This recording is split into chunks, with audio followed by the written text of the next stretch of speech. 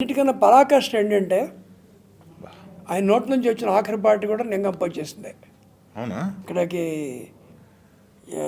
స్వరాభిషేకానికి 20 పాటలు పాడడానికి వచ్చారు ఆయన ఆ కోవిడ్ టైంలో. వచ్చినప్పుడు మొదటి రోజు మాట్లాడుకున్నాం. రావికొండలో వారు చనిపోయారు సార్ అంటే, నువ్వు వెళ్తున్నావా? నేను వెళ్తాను సార్, వెళ్ళకుండా వెళ్ళండి. నేను బ్యాడ్ లక్ రాలేకపోతున్నానే, ఫిల్మ్ సిటీ చాలా దూరం నుంచి రావాలి, పైగా కోవిడ్ ఉంది కదా అవును అని అన్నారు.